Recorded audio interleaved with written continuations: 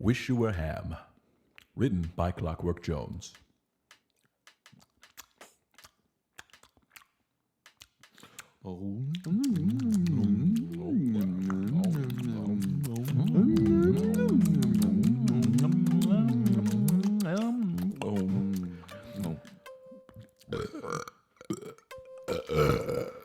Now we are out of food.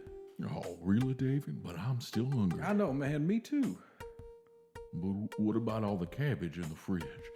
I bet if we get the skillet real hot. Carl, that is not real food, and you know it. How in the world are we supposed to eat cabbage if we can't fry it up with some synthetic bacon? I think it might even kill us just to eat vegetables. Ugh. You know what they say on the news? Vegetarians are the first to succumb to this virus. They're just not strong enough. Carl could hear that David was clearly getting hangry. Tensions had been high. They'd been arguing nearly every day. Carl loved David dearly, but this quarantine was showing him all of the cracks that had been slowly forming in their marriage. Man, why do you have to be so condescending? I know that. I'm just supposing. We gotta find some meat if we're gonna make it through this seasonal quarantine. I'm not dying in this bunker. David decided to let that comment go, not pick the fight back up right now. Carl, David, and their cat, Mr. Whiskers, frantically tore apart the kitchen in their tiny Hoosier hovel. Like every fellow resident in Martinsville, Indiana, they were observing the annual government-mandated quarantine to stop the spread of the brain-eating virus that has slowly migrated across the globe since the Franco-Italian War of 2053. Like Canadian geese, every spring the virus returns. Every shelf dismantled, they were determined to find any remaining morsels of grade A, lab-manufactured, soy-based animal flesh byproduct.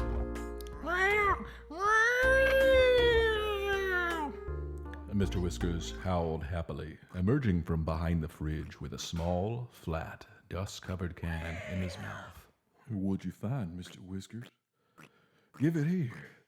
You don't got thumbs. You can't open that yourself. Carl grabbed the can from the disapproving cat. What's in it?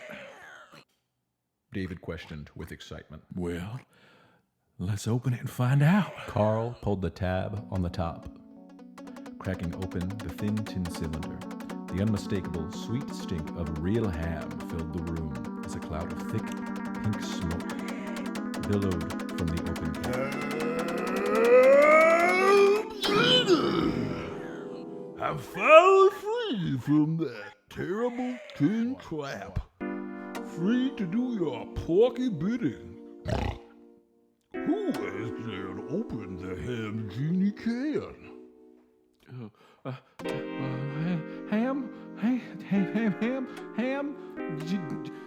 David stammered. He looked at Carl, whose hand was shaking violently, as he looked at the empty, still smoking can in disbelief.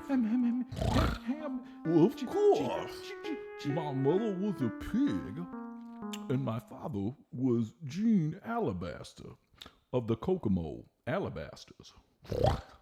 I am a mystical, unholy abomination. And I can grant you 3 wishes. But be careful what you wish for. Your wish may have hammy consequences. 3 wishes. Can you believe our luck, Carl? Carl, still awestruck, was fixated on the pungent smoke spewing from the can, stinging his nostrils.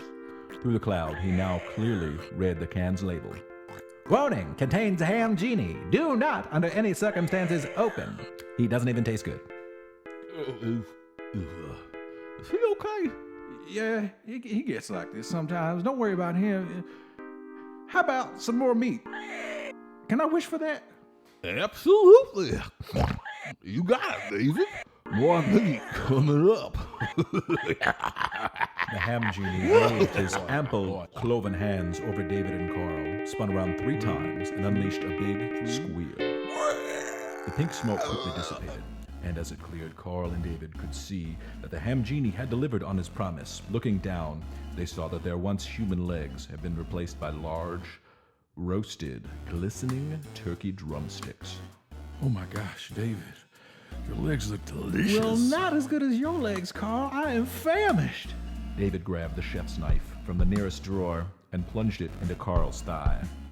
Thick, well-seasoned gravy spurted out, splattering the ceiling, dripping down into the open mouth of Mr. Whiskers. Whoa! My legs! My delectable legs! Mr. Whiskers, now unsatisfied with just the drippings, latched onto Carl's greasy calf. Claws deep into his flesh, the cat began to feast. Mr. Whiskers, you got the right idea. David dropped to his knees and buried his face in David's tender, perfectly roasted thigh, gulping down mouthfuls of this mystical poultry, lubricated by gushing gravy arteries.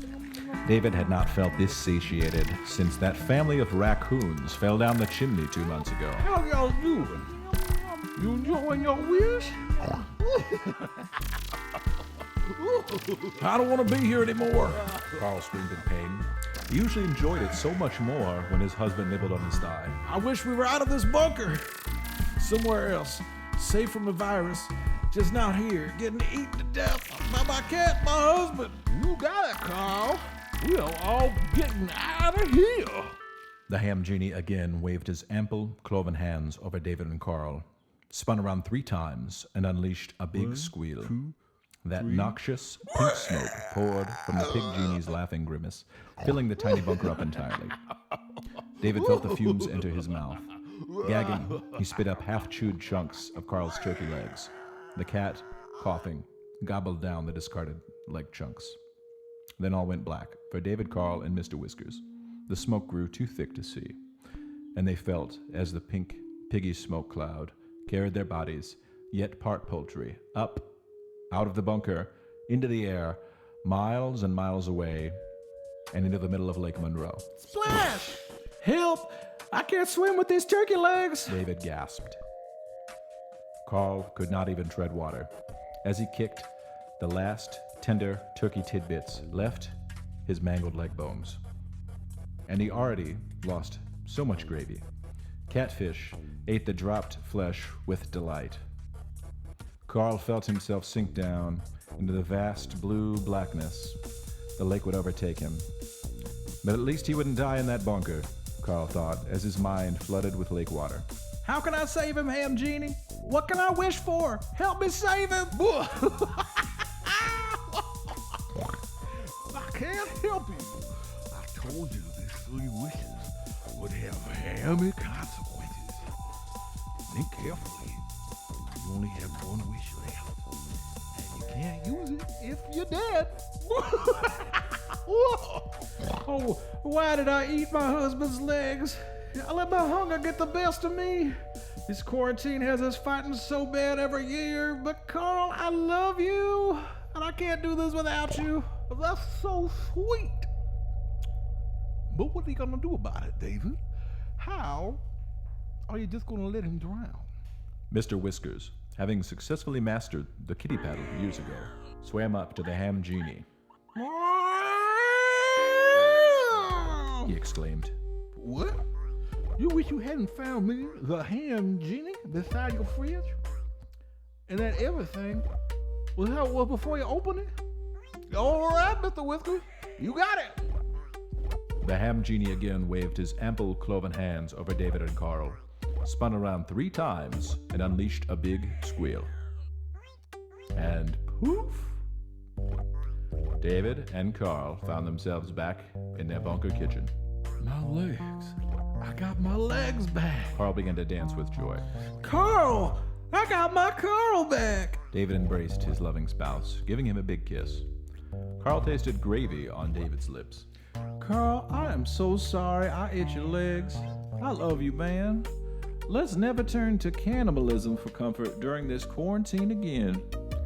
I love you too, David. It's all right. I was gonna eat your legs too. You just got to the knife first.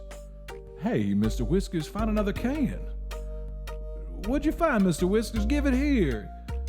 You don't got thumbs. You can't open that can yourself. David grabbed the can from the disapproving cat. What's in it? Carl questioned with excitement. Let's open it and find out. No! Carl exclaimed. Read the label first. Oh, good idea, babe. Salmon. But it expired in 2057. Dang. Well, let's just feed it to Mr. Whiskers, I guess. Let's keep fattening him up. He's starting to look pretty tasty. He's almost ready to harvest.